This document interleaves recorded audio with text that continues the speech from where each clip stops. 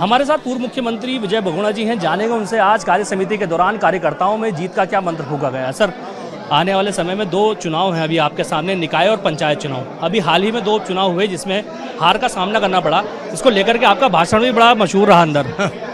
देखो, मैंने कहा ना, इंडिया वर्ल्ड कप जीती थी और जिम्बाब्वे छोटे से देश से एक मैच हार गई, बाकी सब मैच जीती ना। ये छोटा सा झटका था, हम लोग सतर्क हो गए, कोई चुनाव हारेंगे नहीं, स्पष्ट बहुमत से हम पालिका जीतेंगे और केदारनाथ जीतेंगे। हमारे साथ बात करने के लिए पूर्व मुख्यमंत्री विजय बहुगुणा थे, और भी कई कार्यकर्ता हैं जिनसे जानेंगे कि किस तरह से जीत का मंत्र फूंका गया और किस तरह से बताया गया कि इस कार्य समिति में कार्यकर्ता आने वाले चुनाव में क्या काम करेंगे। कार्य समिति हुई, क्या समिति में मंत्र फूंका गया जीत का, क्योंकि अभी हाल ही में दो चुनाव में हार का सामना करना पड़ा। तो अभी आपके आगे दो चुनाव और हैं, निकाय और पंचायत। तो इस चुनाव में किस तरह से कार्यकर्ता काम करेंगे, क्या कहा गया? आज हमारे राष्ट्रीय नेता और माननीय मुख्यमंत्री जी, प्रदेश अध्यक्ष जी, जिन जिन हमारे नेताओं ने यहाँ पर उद्बोधन दिया है, उससे कार्यकर्ताओं को नई ऊर्जा मिली है। और निश्चित रूप से आगे जो भी चुनाव हो, चाहे हमारा नगर निकाय का हो, ग्राम पंचायत का हो, जिला पंचायत का हो, सारे के सारे चुनाव माननीय मुख्यमंत्री जी के नेतृत्व में, माननीय अध्यक्ष जी के नेतृत्व में और माननीय मोदी जी के निर्देशन में सब जीतेंगे। और लोगों से भी जानने की कोशिश करेंगे। दीप भाई एक छोटा सा क्या कहेंगे जो अभी मंदिर निर्माण को लेकर के जो विवाद उठ रहा है, उसमें बड़ी आलोचना सी हो रही है। सरकार उसको लेकर के लगातार कह रही है कि इसमें सरकार का कोई लेना देना नहीं। ये देखिए, विपक्ष द्वारा करी गई एक जबरदस्ती की बात है। आज भी आप सबको पता है, हम सबको पता है कि केदारनाथ हमारे जो भगवान है, जो हमारा केदारनाथ धाम है, वो आज भी जहाँ है वहाँ स्थापित है और वहाँ की जो अपनी श्रद्धा है, वहाँ के लिए देश भर से आप देखते हैं किस तरीके से श्रद्धालु आते हैं। लेकिन विपक्ष द्वारा जिस तरीके से भमराया जा रहा है, जिस तरह से जबरदस्ती जब उन पे कोई मुद्दा, इन पे मुद्दा बनाया जा रहा है, तो ये बेतुकी बात है, बेकार की बात है। वहाँ एक मंदिर बन रहा है दिल्ली में, एक अपने दिल्ली के जो समाज के लोग हैं, हमारे तगड़ समाज के लोग हैं, वो एक मंदिर की स्थापना कर रहे हैं, एक मंदिर को बना रहे हैं। उसमें हमारे मुख्यमंत्री जी भी गए, उसमें हमारे और अजय टमटा जी भी गए, और कई इस तरह हमारे स्वामी जी लोग भी गए, धर्म ग्रंथ के लोग भी गए। तो ये कहने वाली बात है कि मतलब ये इसको एक धर्म की तरह देखना चाहिए, जबरदस्ती का इसको विवाद मेरे ख्याल से नहीं बनाना चाहिए। कार्य समिति में तमाम कार्यकर्ताओं से वरिष्ठ नेताओं ने बात की। अभी हाल ही में आपने देखा है जो उपचुनाव हुए उसमें बड़ी तगड़ी हार मिली, दोनों सीटें हार गई भाजपा।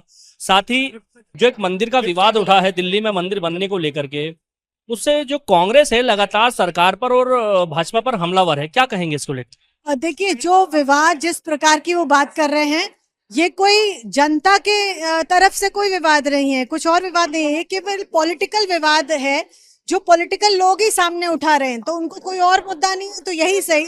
लेकिन मुझे लगता नहीं, ऐसा पहले भी होता रहा है और ऐसा कोई पूजा अर्चना ये तो हर जगह होती है, मंदिर भी बहुत सभी जगह बनते हैं। मुझे लगता नहीं कि उसमें कोई बात है।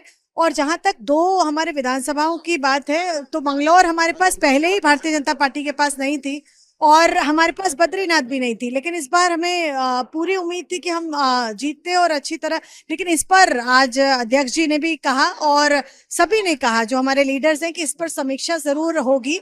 और हमारा कार्यकर्ता जो है, जिसने पूरी 5 सीटें जिताने का काम किया, वो उसकी एक सबने उसको शुभकामनाएं दी और उसको कहा कि उसने बहुत अच्छा काम किया। और जब हम लोकसभा की बात करें तो बद्रीनाथ की जो विधानसभा है उसको हम जीत कर आए थे, अगर हम लोकसभा के आम चुनाव की बात करें। मैम, केदारनाथ में एक और चुनाव होना है। कांग्रेस का कहना है कि बद्रीनाथ और मंगलौर तो झांकी है, केदारनाथ अभी बाकी है। देखिए, केदारनाथ में अब उनका ये ओवर कॉन्फिडेंस हो सकता है। आप ये देखिए, वो तो 99 पे भी वो खुश हो रहे हैं। आप देखिए कि वो ऑपोजिशन में रहते हुए भी वो इतना खुश है कि जैसे उन्होंने बहुत किले फतेह कर लिया हो। तो मुझे लगता है कि 2 विधानसभाएं जीतकर उन्हें इतनी ज्यादा ओवर कॉन्फिडेंस नहीं होना चाहिए। भारतीय जनता पार्टी किस प्रकार से केदारनाथ की सीट को जीतेगी, उसकी एक बहुत माइन्यूट प्लानिंग करेगी और उस प्लानिंग के हिसाब से काम करेंगे और भारतीय जनता पार्टी जीत कर आएगी। हमारे साथ कुछ और कार्यकर्ता हैं, जानेंगे जीत का क्या मंत्र फूंका इस बार अध्यक्ष जी ने। हाल ही में उपचुनाव में आपको करारी हार मिली, अब आपके आगे केदारनाथ में एक चुनाव होना है, साथ ही निकाय चुनाव है आपके पास, उसके बाद आपके पास पंचायत चुनाव है। इन चुनावों में जीत के लिए क्या आपको सिखाया गया अंदर? क्योंकि जिस तरह से हमने देखा कि पिछले दिनों भारतीय जनता पार्टी ने, चाहे वो लोकसभा के चुनाव हो, चाहे वो 2022 का विधानसभा चुनाव हो या उसके बाद होने वाले 2 उपचुनाव हो, सारे जीते। लेकिन अचानक से ऐसा क्या हुआ कि 2 विधानसभा चुनाव में भारतीय जनता पार्टी हार गई? नहीं, भारतीय जनता पार्टी में लगातार ये हमारी जो प्रदेश कार्य समितियां हैं ये हर 3 माह में होती हैं। जो हमारे पूर्व में कार्य हुए हैं उनकी समीक्षा, जो चुनाव हुए हैं उनकी समीक्षा, संगठन के कार्य की समीक्षा, और आने वाले समय 3 माह में हम क्या कार्य करने जा रहे हैं उनको लेकर ये बैठकें होती हैं। जहाँ तक चुनाव का सवाल है तो भारतीय जनता पार्टी लगातार हर समय चुनाव के मूड में रहती है। चुनाव कभी हम हारते कभी हम जीतते हैं, लेकिन जो जहाँ पर हम हारे हैं वहाँ पर हम क्यों हारे उसकी समीक्षा करना ताकि आगे और अच्छा हो। और कहीं कहीं पर कांग्रेस द्वारा जिस तरह से पूरे देश के अंदर भ्रम फैलाया गया, कहीं ना कहीं उसने कहीं इस चीज का लाभ कहीं कहीं पर लिया है। लेकिन भारतीय जनता पार्टी अंततोगत्वा जनता का विश्वास जीतने में हमेशा कामयाब रही और आगे भी हम आने वाला जो चुनाव होगा केदारनाथ का निश्चित तौर पर भाजपा जीतेगी।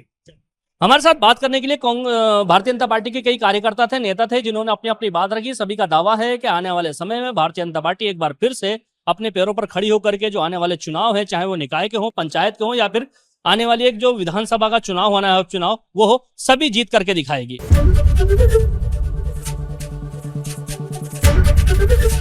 एबीपी गंगा, खबर आपकी, जुबान आपकी।